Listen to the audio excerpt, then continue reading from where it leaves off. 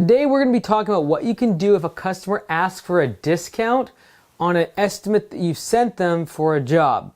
Now you need to first understand that there are three things that customers always want. They want things fast, they want things cheap, and they want to have great quality, okay? And there's no chance in the world that you're ever going to ask someone, do you want something slower? And they're like, yes, I would like that shipped to me slower. I would like my project to be far into the future. There's never going to be a time that they want to pay more money. Like, yes, I just want to give you more money for the exact same thing. Not going to happen. And they want a high quality product. Here's the problem, and this is what you can tell people if they ever ask for a discount. Mr. Jones, I was always told that my grandfather always told me that you can have things fast, cheap, and high quality, but you can't have all three. You can only have two of them. So you can have things very fast, and because of that, you have it cheap. It's like fast food. You can have things very cheap, but they're probably not going to be great quality. If you're being fast, you're cheap, you're probably not going to have great quality. If you're going to be really, really, really fast and have great quality, guess what? It's not going to be cheap.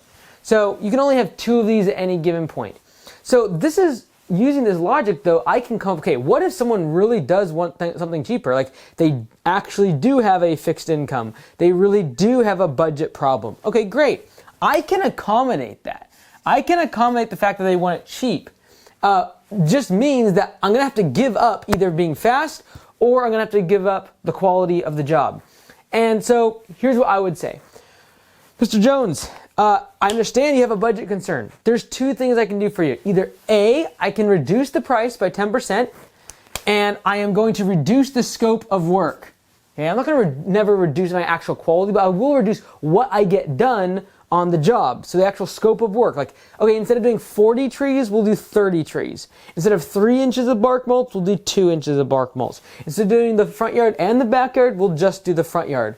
So I am willing to give up scope of work in order to be able to accommodate someone's budget. I'm also willing to give them a cheaper price if they do not do the job fast, which means I'm not going to get the job done next week. I might wait 3 or 4 months from now and put that job in my slow season. And yes, I will want my deposit still paid today.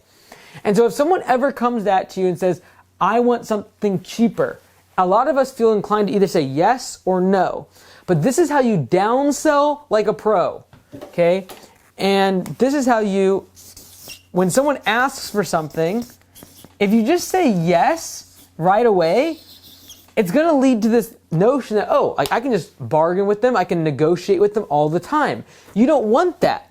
You want it to be that when someone says, hey, I want something cheaper, I can do that for you. I can give you that, but then you take something back. For example, I need something cheaper. Great, I'll give you 10% off, but the scope of work is going to be changed. Or I'm not going to be able to do the job next week, I'll do it in 3 months. And so whenever someone asks for a price discount, you can accommodate them. Like, I will do your job for 50% off. You're like, oh, that's a great deal. In 5 years, I'll do the job, and it'll be for way less of the job than you anticipated. So it's all about the terms and conditions. It's like a loan. You want to know about the interest rate and how long do I have to pay this thing off. The terms are important. It's not just the price. Everyone gets hung up on the price, but the terms really do matter. And if you have a customer that really is price sensitive, you can test them by saying, great, I will give you that 10% off. I'll give you that $300 to get inside your budget. We're going to do the job in several more weeks instead of next week. Or we're going to do a little bit less of the scope of work and less of that project to fit inside of your budget parameters.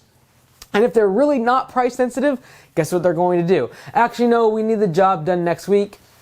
I'm not willing to give up the speed. Therefore, let's just move forward with the job. Or, no, I need all the trees done. I want the front and the backyard done. Let's go ahead and just get the job done. And now you smoke out this idea that they need the job cheaper. And for most people, they don't need it cheaper. They're not on a fixed budget. It's like, look, everyone's on a fixed budget to some extent. I'm on a fixed budget under $1 billion. Like, we all have a finite amount of money. So you can smoke out the objection of whether it is price by simply conceding that price is something that you are willing to give up traction on, but then I'm going to downsell them into giving up speed or scope of work. I call it quality, but it's also just a matter of like, yes, less quality of a job is doing less on the job. So this is how you're able to get around the price objection, smoke out people that actually aren't being cheap and actually have the money, but also make sure that when you give them a discount, you do not just concede everything to them. Because if you do that,